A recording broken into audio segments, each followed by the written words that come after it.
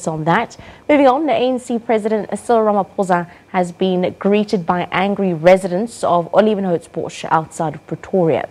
The protesters are demanding the delivery of basic services. President Ramaphosa is attending a morning service at the Hope Restoration Covenant Church to encourage people to register for the 2019 national elections. He is accompanied by Gauteng Premier David Makhura and former Tshwane Mayor Kgosientsho Ramokgopa.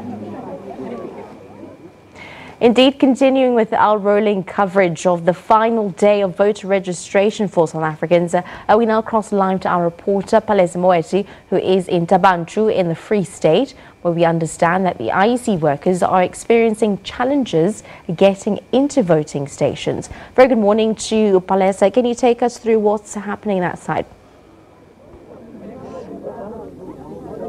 Oh, good morning. When we arrived here in Motlatla, at the entrance, there's only one entrance that comes into Motlatla. We found IEC officials parked outside. Next to them, the police, quite a heavy presence of police. And the reason why they were there was because they couldn't come in. The road was barricaded with rocks and burning tires. Apparently, the community from very early this morning, from around 3:30, they were already up, being evacuated. Let's say their shacks were being demolished by Mangaung Metro law enforcement authorities.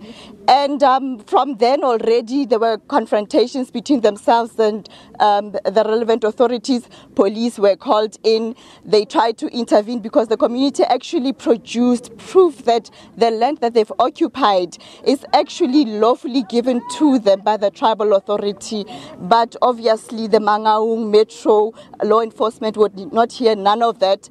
Despite intervention by the police, we are told the police actually tried to tell them to halt the process a bit until clarity on the matter is sought. We've not been able to speak to the police. It's the community that we've been mainly speaking to. When we arrived here, they were trying to start to erect, or rather re-erect their shacks again. It's about 9 shacks that were demolished in this area. And let me tell you, it's 9 shacks out of a community that's actually quite large, because where we are right now, it's a village. And the people that were on the shacks that were allocated this land according to them by the tribal authority are people that grew up here. They just never got a chance to move out of their parents' home because of the fact that they did not have anywhere else to go until the tribal authority allocated this piece of land. We've not been able to get a hold of somebody to actually respond to what we've heard, to verify the receipts that we saw that basically prove that they paid some kind of administration fee. But joining us right now is one of the locals here, somebody who's had their shack demolished. That is Ntate Pitadi Teko, who will just tell us what exactly happened from 3 a.m. or rather 3:30 this morning. Ntate Teko, it's quite obvious that yourself and the others are quite upset. Tell me what happened when the Mangaung law enforcement got here. Yes, ma'am. First of all, good morning. Good morning. I'm very, very sad. At around 3:30 in the morning, I heard the loud cars were here, traveling, hootering, everything, everywhere was that. The people were screaming, everything, the whole, this was under no control. And the guns, I heard the gunshots when I was on my way to this side. I heard gunshots. When I arrived, there was one small guy who was shot by these people from the local, what do you call them? Hey, you will forgive me. Law enforcement. Like this, I'm carrying on. This way the bullets that were used to shoot the people. So, unfortunately, our headman is not here. I'm the deputy headman. So we have done everything to deal with this situation properly.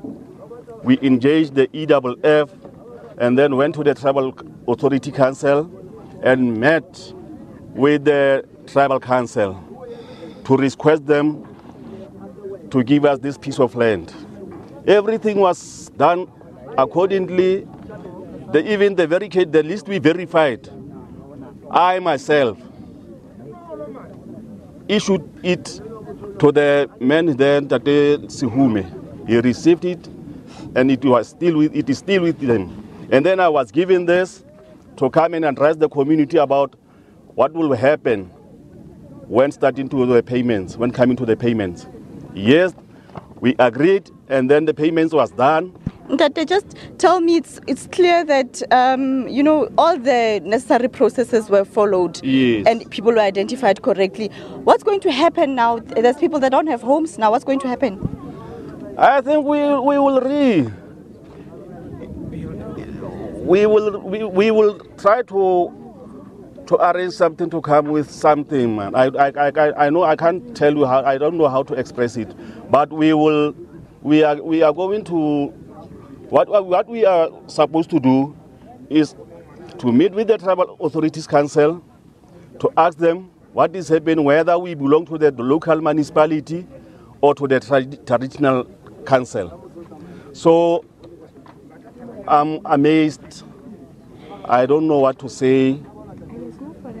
And it is not for the first time. Eh? 2 guys were shot 2 to 3 weeks ago. Now, the other one, they are 2 brothers. The one who was shot today in the morning is a brother to the one who was shot firstly last month.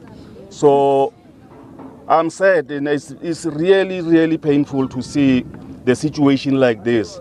We are occupying our land. We are not trespassing here. The docket, I hear that the docket has been opened for us. Even the number 1 suspect that I'm irritating this place. So I'm not sure what will happen to us, but we will start to do this again. You understand? Yes, I think we are going to re-irrigate allocate it again to the rightful owners of Thank you, Tate Diteko. That wasn't Tate Peter Diteko. We've just run out of time right now, but basically very upset, obviously, because right now there's people that don't have homes and it's not clear what's going to happen to them. When we spoke to the IEC a little bit earlier, they said that they will have police escort their officials here to come and try to open the voting station and see if there's more people that can come through today to come and register. We'll see if that will happen, but clearly there's a situation here that needs urgent intervention. With that, it's back to you in the studio. Thank you very much, Palesa Moeti, giving us updates there, what's happening.